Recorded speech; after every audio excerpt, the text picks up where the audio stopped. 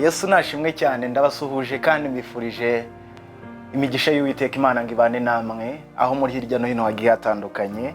Imana ishimwe cyane ko iduhaye kano gahe kugira ngo tuganire ijambo ry'Imana.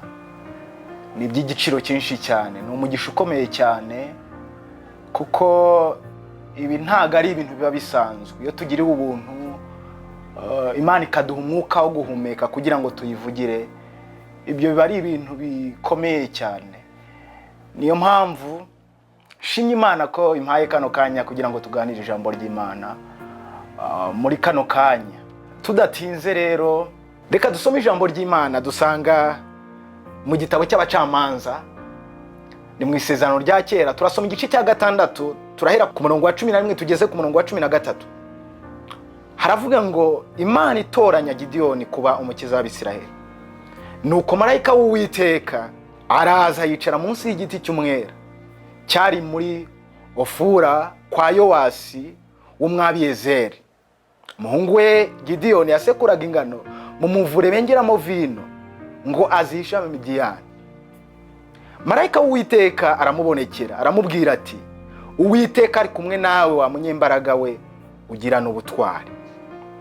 Gideyoni aramusubiza ati, Mutware, niba Uwiteka ari kumwe natwe, niki gituma ibyo byose bitubaho?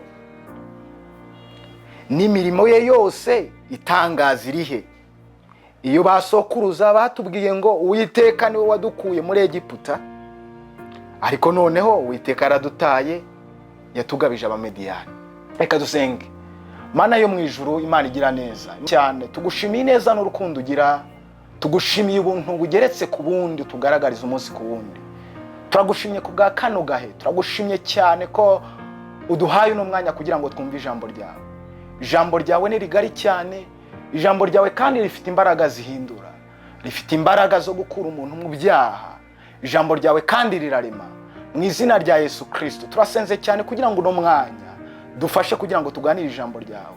Rino jambo ryawe rigire benshi rihindura, rikore ku mitima ya benshi. Kandi turabizi neza nk'uko ijambo ryawe ritubwira ngo ijambo ryawe ntago rijya rimanukira ubusa. Bishatse gusobanura ko ijambo ryawe rifite imbaraga zo guhindura umuntu. Mwami turasenze cyane kugira ngo uwo washimye ko kuri uno munsi yumve ijambo ryawe kugira ngo ribashe kumuhindura, uwo ngo umugirire neza abashe kuryumva. Urakoze cyane kugiye kubana natwe, kandi urakoze cyane kugiye kubana n'abateza amatwi rino jambo n'abakurikiye rino jambo mu buryo bw'amashusho. Ni mu izina rya Yesu tubisenze twizeye, amen. Imana ishimwe cyane nshuti mukundwa. Dusomye ijambo ry'Imana dusanga muri iki gitabo cy'abacamanza igice cya 6 duhereye ku murongo wa 11 tugejeje ku murongo wa 13. Ni inkuru tubonye zivuga ku mugabo witwa Gideyoni. Gideyoni yakomokaga kwa Yowasi. Yowasi nawe akaba yari Umwabiyezeri.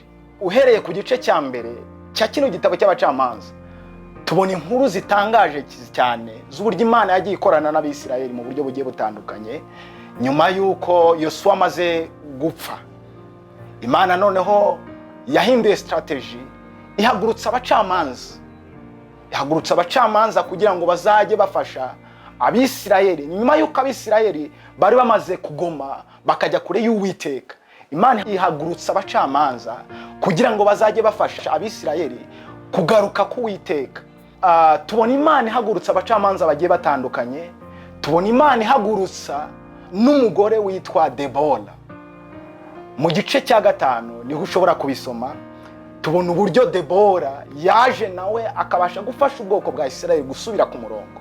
Ariko ikibabaje nuko ubwoko bwa Isirayeli nyuma yuko umucamanza yatangaga bwarongeraga bugasubira mu kwiyonona. Nyuma yuko Debora apfuye, tuza kubona Imana nanone ihagurutsa Gideyoni kugira ngo acungure Abisirayeli. Cyari igihe kinini cyane, cyari igihe kigoye. Abisirayeli bari bamaze bakandamizwa n'Abamidiyani. Bishatse gusobanura iki? Bishatse gusobanura ko Abisirayeli mu mikorere yabo nta gihe na kimwe babashaga gukora ngo babashe kugera ku musaruro uhambaye. Niyo bawugeragaho byahitaga bitwarwa n'Abamidiyani. Ni ukuvuga ngo Abamidiyani bari bafite imbaraga nyinshi cyane, bari bafite ubutware ku Bisiraheli. Abisiraheli barataka cyane, batatse Imana kuko yararebaga ikareba umuntu ikavuga utunda mukoresha kugira ngo atume buno bwoko bwanjye busubira ku murongo. Dusomye mu mirongo ibanza kino gice cya 6 ubona Gideyoni atoranyo. Hano kuri gice cya 6 umurongo wa 11 tubona Gideyoni marayika amusura, ngamusura marayika ngo yari yicaye mu giti cy'umwera, ariko ngo Gideyoni yari ari gusekura ingano. Igikorwa yari ari gukora, ngo yari ari gukora igikorwa cyo kugira ngo asekura izo ngano ariko azihishe kugira ngo Abamidiyani bataza kuzitwara. Ni ukuvuga ngo ibikorwa bakoraga byose Abamidiyani bahitaga bagira gute, babyitirira cyangwa se bakabitwara. Niba basaruye, Abisirayeli basaruye, Abamidiyani bagahita batwara umusaruro. Marayika araza areba Gideyoni, aramureba. Ikintu gitangaje nakunze cyane muri no jambo, marayika w'Uwiteka abonekera Gideyoni, aramubwira ati Uwiteka ari kumwe nawe, wa munyembaraga we ugirana ubutwari. Haleluya, Imana ishimwe cyane. Uwiteka ari kumwe nawe, wa munyembaraga we ugirana ubutwari. Gideyoni mu mibereho ye no kwiyumva kwiwe ntago yiyumvagamo ikintu cy'ubutware n'ubushobozi n'imbaraga. Oya, ntago yabyiyumvagamo. Ahubwo Uwiteka ureba bitandukanye nuko abantu twe tureba, we yaramurebye, aramureba, amubonamo imbaraga nyinshi cyane. Haraza aramubwira ngo Uwiteka ari kumwe nawe, wa munyembaraga we ugirana ubutwari. Bisobanuye ko hejuru y'imbaraga Uwiteka yamubonagamo, yanamubonagamo n'igikorwa gitangaje cyane cy'ubutwari. Haleluya. Imana irifuza ko tugira ubutwari mu byo dukora, tugira ubutwari. Haleluya. Imana iratureba, Imana irakureba ikakubonamo imbaraga nyinshi cyane. Imana irakureba ikakubonamo umuntu ukomeye cyane, ushobora guhindura sosiyete urimo, ushobora guhindura umudugudu urimo. Irakureba ikabona uri umuntu w'agaciro cyane, ushobora kugira umumaro cyane mu kazi urimo. Imana irakureba cyane ikabona uri umuntu ushobora ugahindura abandi. Gideyoni yumvaga ko nta mbaraga afite, yiyumvaga ko ari umunyantege nkeya, ariko Uwiteka akamubona nk'umunyembaraga. Haleluya. Imana irakureba ikakubona nk'umunyembaraga. Uwiteka ari kumwe nawe, wa munyembaraga we ugirana ubutwari. Haleluya. Ijambo ngufitiye kuri uno munsi ni ijambo rivuga ngo uri umunyembaraga. Mu maso y'Uwiteka uri umunyembaraga. Mu mibereho yacu no mu buryo tubayeho, isi yo ifite ibyigenderaho ivuga ko umuntu ari umunyembaraga. Dufate urugero mu buzima busanzwe, umuntu wateruye ibyuma, byo tuvuga ngo wateruye ibyuma, umuntu ufite imbaraga, cyangwa se wubatse amatuza, reka nkoresha iyo mvugo, tuvuga ko afite imbaraga. Rimwe na rimwe kandi nanone mu by'isi umuntu ufite amafaranga tukavuga ko ari umunyembaraga. Iyo niyo mirongo igiye itandukanye isi yashyizeho kugira ngo ibashe kuvuga ko kanaka ari umunyembaraga. Ariko ibyo bitandukanye nuko Imana ireba. Haleluya. Imirebere y'isi itandukanye n'imirebere y'Imana. Imana nubwo isi yakwita ko uri umunyantege nkeya mu bifatika, uri umunyantege nkeya mu buhanga, ariko Imana nayo irakureba ikakubonamo nk'umunyembaraga. Haleluya. Imana ishimwe cyane. Nibyo byabaye kwa Gideyoni. Gideyoni mu bigaragara yari ari gusekura ingano, niko ijambo ry'Imana ryatubwiye ngo kugira ngo azishe Abamidiyani. Bishatse gusobanura ko Gideyoni ntabwo yari afite imbaraga mu gihagararo cye, ntabwo yari afite imbaraga zo guhangana n'Abamidiyani ngo abashe kuba yabatsinda. Yaza kuba zifite aba yarahanganye nabo, ariko Uwiteka aramureba aravuga ngo ubwoko bwanjye kugira ngo bukire niwe ngomba gukirisha. Rero Imana uburyo ireba n'uburyo ikoresha umuntu, ntabwo yita ku ishusho isi ikwambika, ishusho isi kubonamo. Imana ntabwo ari cyo yitaho, oya ntabwo ari cyo yitaho. Imana ireba bitandukanye nuko abantu bareba. Imana irakureba ikakubonamo nk'umunyembaraga. Wikwisuzugura niba koko Kristo ari muri wowe, uri umunyembaraga mu izina rya Yesu.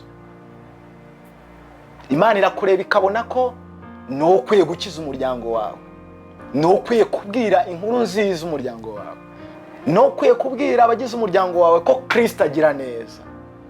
Nubwo mu muryango bakubona bakakubona nk'uwataye umutwe, bakakubona nk'udashobotse, mbese kwa kundi kugiye gutandukanye abantu batwita, ariko Imana irakureba ikakubonamo nk'umuntu w'umunyamaro mwinshi cyane. Imana irakureba ikakubonamo nk'umuntu ukomeye cyane. Imana irashaka kugukoresha rero. Haleluya! Imana irashaka kugukoresha. Dusomye mu mirongo ikurikiraho tubona neza uburyo Gideyoni Imana yamukoresheje. Bigeraho noneho Imana ari nayo yirwanira urugamba. Haleluya! Nubwo Imana igutoranyije, wowe ntiwiringire imbaraga zawe, ahubwo iringira Uwiteka. Tega ugutwi ijwi ry'Uwiteka, maze Imana urebe ngo irakurwanirira, maze urebe ngo Imana irakora bya bindi abantu batekereza ko utabasha gukora. Imana yo ibasha kurwana urugamba, kuko Gideyoni Imana imutoranyije yamuhaye n'amategeko n'amabwiriza, arayakurikiza. Nabonye karagiteri itangaje cyane kwa Gideyoni yo kumvira ijwi ry'Uwiteka no kumvira Uwiteka. Imana nyuma yuko imutoranyije, tubona Imana igenda imubwira, ikamubwira ati rero Gideyoni, dore umubare nguyu w'ingabo nkeneye kugira ngo mbashe kukurwanira, ngo kandi umubare wowe utekereza uyu ntago ari wo ngiyewe ndi bukoreshe. Formule utekereza ko abisi bashyizeho ko zishobora kuba zatanga umusaruro, izo ntago ari zo ngewe ahubwo ngiye gukora nk'Imana. Haleluya! Iringira Imana rero, iringira Imana ngo urebe iragukoresha, iringira Imana ngo urebe urakora iby'ubutwari aho utuye. Haleluya! Iringira Imana urebe ngo iragukoresha mu guhindura amahanga. Mukundwa nshuti yanjye, nashakaga kukubwira ko Uwiteka Imana ihebuje byose, ni Imana yo kwiringirwa, kandi ni Imana ikomeye, ni Imana ihambaye, ni Imana ikora bitandukanye nuko abantu twe dukora. Ni Imana nyine ni Imana ireba bitandukanye nuko abantu twe tureba. Nkuko nabivuze, isi irareba igashyiraho imirongo igiye itandukanye. Reka ngurugero rutoya. Rimwe na rimwe tujya mu kazi hirya no hino, tugakora akazi kagiye gatandukanye, bagashyiraho imirongo migari y'umukandida wifuzwa mu kazi runaka, hanyuma bakaza gutoranya nyine ufite wujuje ya mirongo. Izo ni matrix cyangwa se ni imirongo abisi bashyiraho. Ariko Imana iyo ikakureba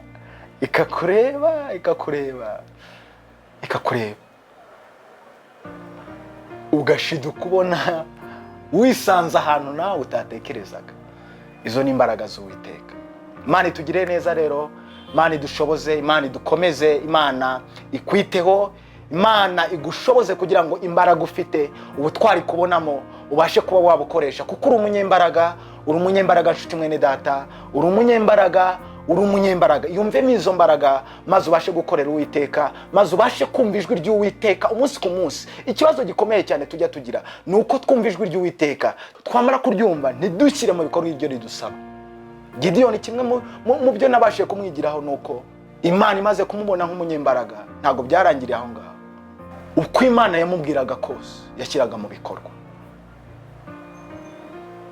Uri umunyembaraga ariko ukeneye ko n'ijwi ry'Imana rikuyobora mu byo ukora bigiye bitandukanye. Urakoze cyane, habwa umugisha, Imana ikugirire neza kandi Imana ikwiteho. Mana yo mu ijuru, Imana yo kwizerwa no kwiringirwa, nta uhwanye nawe nta n'uwasa nawe.